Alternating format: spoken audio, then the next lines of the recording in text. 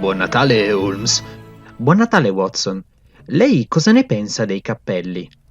Dei capelli? Beh, che servono a tenere a bada al freddo, a dare eleganza. E secondo lei possono dirci qualcosa sul loro proprietario? A parte casi specifici, non penso. Sono tutti uguali. Quello che abbiamo qui mi è stato portato da Peterson, il fattorino, proprio qualche istante fa. È suo? No, ma ne è entrato in possesso in modo curioso. Mi racconti? Giusto ieri sera il buon Peterson ha passato qualche ora in allegria con degli amici, per poi dirigersi a casa. Mentre passava per Tottenham Court Road, scorse un uomo davanti a sé dall'andatura traballante, con un'oca bianca che gli penzolava da una spalla. All'angolo con Dudge Street, un gruppo di ragazzotti iniziò a infastidirlo. Uno di loro gli fece anche volare via il cappello. Ed ecco qui il nostro buon cappello. Esatto, Watson. Ma c'è di più.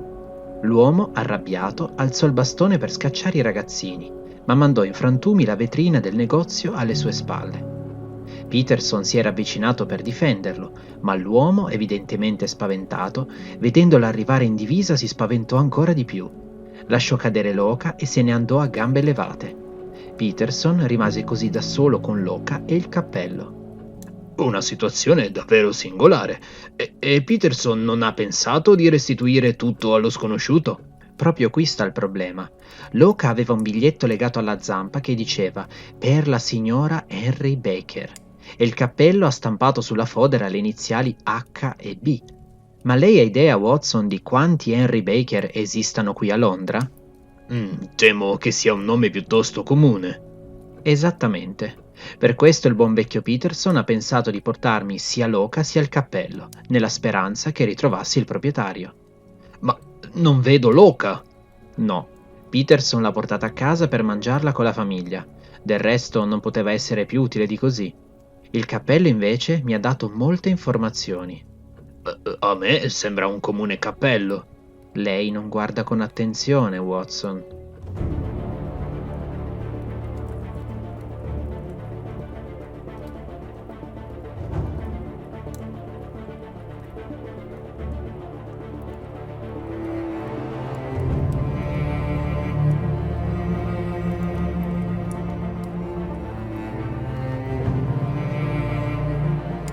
Da una veloce analisi posso dedurre che il nostro soggetto deve essere un uomo di grande valore intellettuale, che fino a circa 3 anni fa doveva trovarsi in buone condizioni finanziarie. Poi credo abbia subito un rovescio di fortuna. Un tempo accorto e prudente, le sue qualità sono poi degenerate e questo, considerando anche il declino della sua fortuna, deve averlo portato a bere. Questo spiegherebbe perché sua moglie non lo ama più. Ma Holmes! Conduce una vita abitudinaria, esce raramente, è piuttosto fiacco, di mezza età, ha i capelli brizzolati che si è tagliato pochi giorni fa, che unge di brillantina. Questi sono gli indizi più evidenti che si possono trarre dal cappello in questione. Ah, aggiungerei anche che di sicuro il nostro sconosciuto ha una casa priva di impianto a gas. Holmes, ma come diamine... Signor Holmes, l'oca? Cos'è successo, Peterson? È forse volata via? No, signor Holmes, ma mia moglie nel prepararla ha trovato questo nel gozzo. Santi nomi!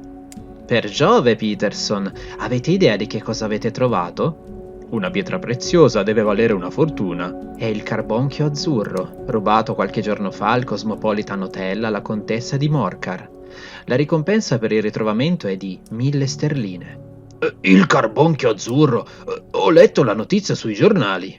Proprio così, Watson.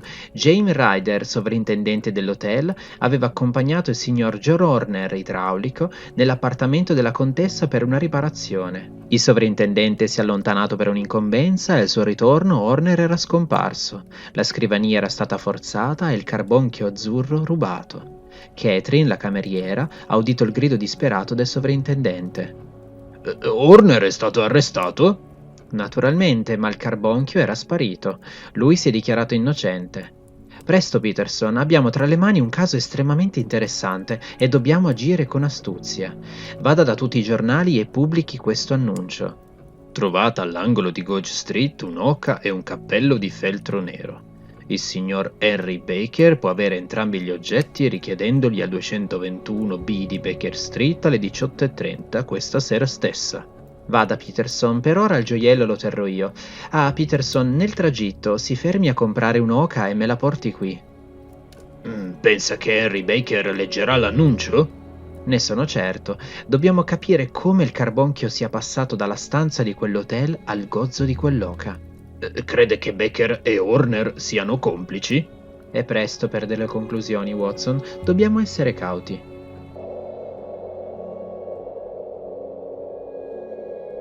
Signor Baker, la ringrazio per aver risposto al mio annuncio. Questo cappello è suo? Oh sì, è proprio il mio. Bene, per quanto riguarda l'oca, siamo stati costretti a mangiarla. Ma mangiarla? Sì, ma non si preoccupi, quindi abbiamo una che può sostituirla. Se vuole, dell'altra abbiamo conservato le zampe, le piume e il gozzo. Oh, non mi interessano, mi basta questa per un pranzo con la mia famiglia. Molto bene, mi può dire dove aveva comprato l'altra oca? All'Alpha Inn. L'oste ha istituito il club dell'oca e con pochi centesimi a settimana tutti gli iscritti avevano diritto a un'oca per Natale. La ringrazio, signor Baker. Si goda la sua oca e buone feste anche alla sua famiglia. E questo esclude Baker dai sospetti. Non aveva idea di cosa ci fosse nel gozzo dell'oca o lo avrebbe voluto indietro. Esattamente, Watson. Andiamo a berci una birra insieme.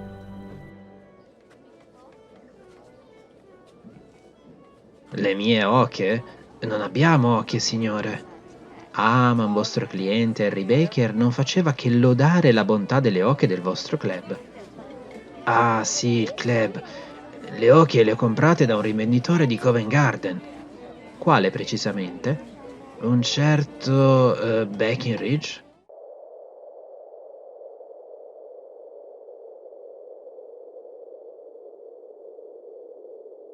Anche voi! Non ho intenzione di dire più niente a nessuno!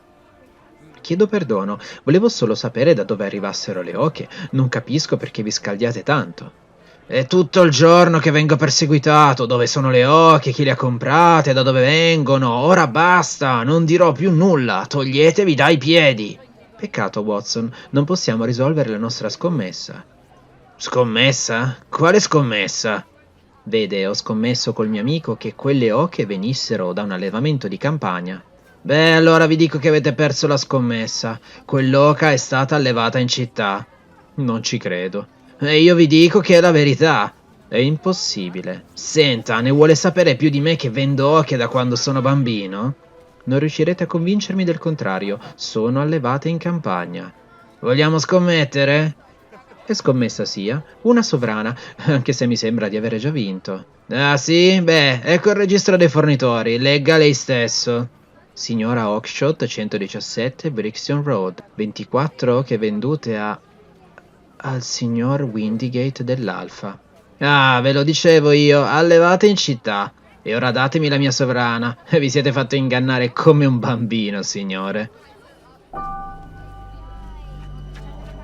Bene, Watson, il tizio ha abboccato alla storia della scommessa e ci ha rivelato ciò di cui avevamo bisogno. Le oche venivano da questa signora Oakshott. Andiamo a farle una visita. No, io ne ho abbastanza delle vostre oche. Ma una di quelle mi apparteneva, è stata venduta per sbaglio a... Non mi interessa, sparite! Dopotutto, Watson, penso che potremmo risparmiarci un bel po' di fatica. Fortuna ho incontrato voi, signor Holmes, questa giornata è davvero un incubo. Immagino, ma non si preoccupi, come le ho detto, per un fortuito caso l'oca è finita nelle mie mani. Stavamo cercando il suo legittimo proprietario. Grazie, signor Holmes, non sa quanto sia importante per me, e tanto che risparmio per avere quell'oca per festeggiare il Natale con la mia famiglia, e forse sono ancora in tempo per la cena. Non mi ha ancora detto come si chiama. Mi perdoni per la fretta, ho dimenticato le buone maniere. Mi chiamo James Robinson. Oh no, io voglio sapere il suo vero nome. Che intende dire? Il gioco è finito, Ryder. Cosa volete dire? L'oca ha fatto il suo uovo, signor Ryder, il più bell'uovo azzurro che io abbia mai visto. Davvero? Che cosa bizzarra? Oh, ma voi lo sapete bene, signor Ryder. Siamo diretti a Scotland Yard, dove potrete dare tutte le spiegazioni del caso all'ispettore Lestrade. La prego, la supplico, non ho mai fatto nulla di male della mia vita, non mi consegni al tribunale, la prego, è la prima volta che mi faccio trascinare in una cosa losca e Dio volesse che non mi fossi mai fatto convincere, la scongiuro sulla tomba dei miei genitori. Voglio i fatti, Ryder. Fu la cameriera, Catherine, a parlarmi del carbonchio azzurro. Immagino che foste d'accordo. Una volta che Horner ebbe finito il suo lavoro di idraulica, voi forzaste la scrivania, prendeste il gioiello e poi deste l'allarme, accusando quel pover'uomo. Proprio così, che Dio abbia pietà di me per ciò che ho fatto. Ma com'è finita la refurtiva nel gozzo di quell'oca? Fu una mia idea, avevo paura che mi avrebbero perquisito, così con la scusa di una commissione andai da mia sorella, che ha sposato un certo Oakshott. Hanno un allevamento di oche e di solito me ne regalano una per Natale. Ne presi una e infilai a forza il diamante nel gozzo, ma quella mi sfuggì confondendosi con le altre. Avevo fretta di andarmene, così la recuperai e la portai a casa. Immaginate la mia meraviglia quando, aprendo il gozzo, non trovai nulla. Avevo sbagliato oca. Quando tornai da mia sorella scoprì che tutte le oche erano già state vendute a quel rivenditore di Covent Garden.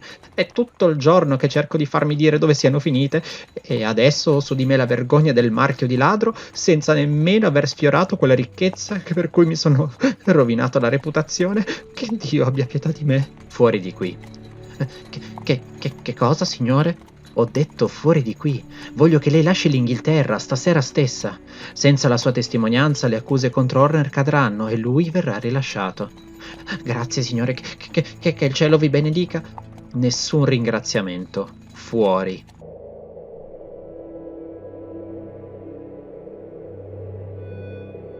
E così Holmes fa fuggire il colpevole? Non sta a me rimediare alle mancanze della polizia. Forse ho favorito un colpevole, forse ho contribuito alla redenzione di un ladro occasionale. Non è forse di redenzione che parlano queste festività? Il caso ci ha offerto un problema veramente singolare e stravagante. L'averlo risolto costituisce di per sé una ricompensa. E ora, Watson, dedichiamoci a un'altra inchiesta, il cui protagonista sarà un gallo cedrone profumato e rosolato a puntino per la cena di Natale.